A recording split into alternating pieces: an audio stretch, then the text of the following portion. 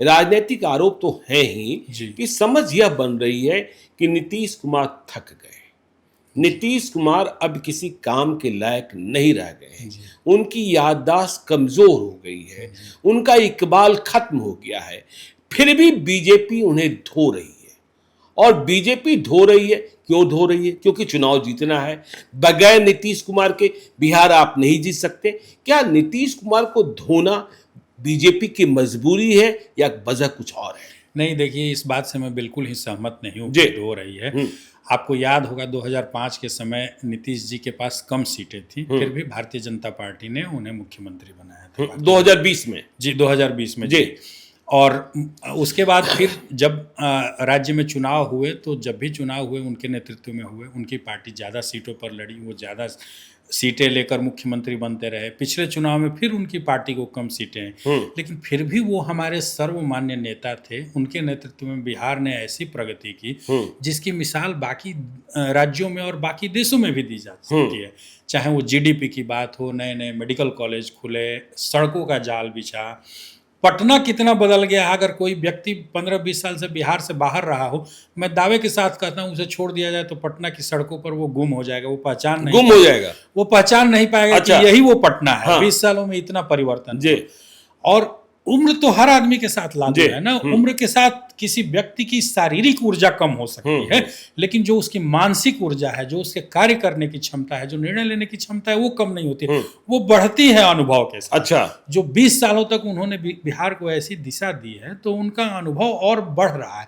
और उनके नेतृत्व में इतनी सक्षम टीम है। बाकी जो सेकंड लाइन के नेतृत्व हैं, भारतीय जनता पार्टी के जो हमारे नेतृत्व हैं, हमारे केंद्रीय नेतृत्व है, ये इतनी बड़ी संरचना है कि बिहार सही हाथों में है और बिहार सही तरह से गवर्न हो रहा है। इस पर एक रत्ती का भी शक शुबा नरेंद्र मोदी कहते हैं मेरे लाडले मुख्यमंत्री, मेरे लाडले मुख्यमंत्री। क्या आपको लगता है अभी भी नीतीश कुमार बिहार को लीड करने की स्थिति में हैं? बिल्कुल, वो लीड करने की स्थिति में है और लीड कर रहे हैं, और आगे भी लीड करेंगे। आगे भी लीड करेंगे। अच्छा। जैसा कि हमारे गृह मंत्री जी ने भी कहा है कि भाई चुनाव तो उन्हीं के नेतृत्व में लड़ा जाएगा, और चुनाव जब उनके नेतृत्व में लड़ा जाएगा तो निश्चित रूप से वो हमारे नेता हैं और वो आगे लीड करेंगे।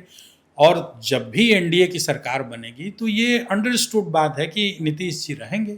अच्छा जी, बिल्कुल। तो अमित शाह तो कह रहे हैं खैर चुनाव के बाद तय होगा, लेकिन क्या आपको नहीं लगता, आप भाजपा से इतने करीब से जुड़े हुए हैं, चिकित्सा प्रकोष्ठ के कोषाध्यक्ष भी हैं, भाजपा की एक्टिविटी में हिस्सा भी लेते हैं, कि भाजपा अपनी पार्टी के भीतर मुख्यमंत्री के रूप में किसी को विकसित नहीं कर पा रही है, किसी को लॉन्च नहीं कर पा रही है? क्या यह भाजपा की कमजोरी है या नेताओं की कमी है? इनके पास अकाल है जो बिहार को लीड ही नहीं कर सकता, इसलिए नीतीश कुमार है?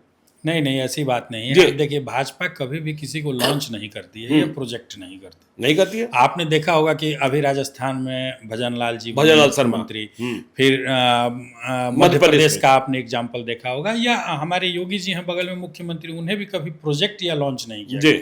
जब 2017 में हमारी सरकार बनी और तब विधायक दल ने उन्हें नेता चुना और वो बने और इतने यशस्वी मुख्यमंत्री हैं। बिहार भाजपा में ही आप देखिए कि एक से एक नेतृत्व है। हमारे माननीय उप मुख्यमंत्री सम्राट चौधरी जी हैं, विजय सिन्हा जी हैं, यहाँ नित्यानंद राय जी हैं, मंगल पांडे जी हैं, अनेकों ऐसे उदाहरण हैं जिन्हें जब भी समय मिलेगा या मौका मिलेगा तो लीडरशिप की यहाँ कमी नहीं है। अनेकों लीडर हैं और बिहार को और आगे ले जाने का प्रयास करेंगे। तो ऐसा नहीं है कि लीडर की कमी की वजह से, ये हमारे नेतृत्व की ये इच्छा है या निर्णय है, और दोनों पार्टियों का सामंजस्य है कि नीतीश जी बिहार को अच्छे से चला रहे हैं और जब तक वो चलाएंगे वो हमारे नेता हैं। आगे जो चुनाव होगा और उसके बाद विधायक दल फिर से जिन्हें चुनेंगे वो मुख्यमंत्री होंगे और चलाएंगे। आपकी पार्टी भारतीय जनता पार्टी पर एक बड़ा आरोप लगता है कि जब चुनाव आता है, चुनाव के करीब पहुंचते हैं, तो जो असली मुद्दे होते हैं किसी प्रदेश का, उसे गौन कर देते हैं और हिंदू मुस्लिम की राजनीति कर किसी भी प्रदेश को जीतने की कोशिश करते हैं। मुस्लिमों से इतनी नफरत क्यों है और मुस्लिमों से इतनी घृणा क्यों है? ये बात तो बिल्कुल ही गलत है। आप जैसे कि खुद मीडिया के ही लोग आरोप लगाते हैं कि पूरे देश के मुसलमान सड़कों पर हैं। नहीं, वो आरोप तो खैर बहुत लंबे समय से चला आ रहा है अभी हाल फिलहाल के कई संवादों में मुझसे भी प्रश्न पूछा गया कि भाई मोदी जी बार बार बिहार आ रहे हैं। मोदी जी के बार बार बिहार दौरे और उनके संबोधनों को ही उठा के आप सुन लीजिए, किसी भी भाषण में बिहार के विकास और सिर्फ विकास की चर्चा होती है। अगर आप उसको विशुद्ध चुनावी दौरा माने तब भी आप देखेंगे कि उनको कितनी चिंता है बिहार के विकास के लिए। जब भी आते हैं तो बताते हैं कि यहाँ ये सड़क बनने वाली है, यहाँ ये पुल बनेगा, यहाँ एनटीपीसी का कारखाना लग रहा है, यहाँ ये फैक्ट्री लग रही है, बिहार के युवाओं के लिए ये मेडिकल कॉलेज आ रहा है, ये इंजीनियरिंग कॉलेज आ रहा है। क्या वहाँ कहीं हिंदू मुस्लिम की बात होती है? जब भी कोई विकास की योजना धरातल पर आती है, मुझे सबसे ज़्यादा लाभार्थी तो मुसलमान वर्ग के ही लोग दिखते हैं। मेरे अस्पताल में गरीब तबका, पिछड़ा तबका जब आता है आयुष्मान कार्ड लेके, बगैर पैसे के जब उसका बड़ा से बड़ा इलाज होता है, उसके चेहरे की खुशी देखने लायक होती है।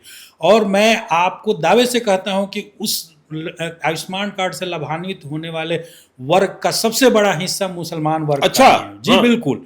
और मैं ये चर्चा भी करता हूं कि देखिए मोदी जी ने कितना अच्छा काम किया। कभी कभी गाहे बगाहे में पूछ भी लेता हूं, क्या आपका अपना घर है? नहीं है तो क्या प्रधानमंत्री आवास योजना में बना?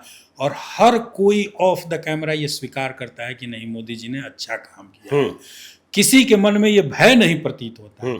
चूंकि राजनीति ऐसी हो गई है देश में, एक सूडो सेकुलरिज्म का वातावरण बन गया है। मुसलमान जो वोट बैंक है उसको डरा धमका कर अपने कब्जे में रखने के लिए कांग्रेस और उसकी जो सहयोगी दल हैं वो इस तरह का वातावरण बनाते हैं कि बीजेपी हिंदू मुस्लिम करती है, मुस्लिम विरोधी है। ये बिल्कुल गलत है। आप क्षेत्र में जाकर देखिए, मुझे हर दिन पॉलिटिकल लोग भी मिलने आते हैं, दूसरी पार्टियों के भी मिलने आते हैं, और ऑफ द कैमरा हर कोई स्वीकार करता है कि क्षेत्र में ऐसी कहीं कोई बात नहीं दिखती है। हर योजना का लाभ हमें उतना ही मिलता है जितना हमारे एक पड़ोसी को, किसी अन्य वर्ग का, वो हिंदू है, किसी जात का है, किसी धर्म का है। तो ये आरोप बिल्कुल मैं सिरे से नकारता हूँ।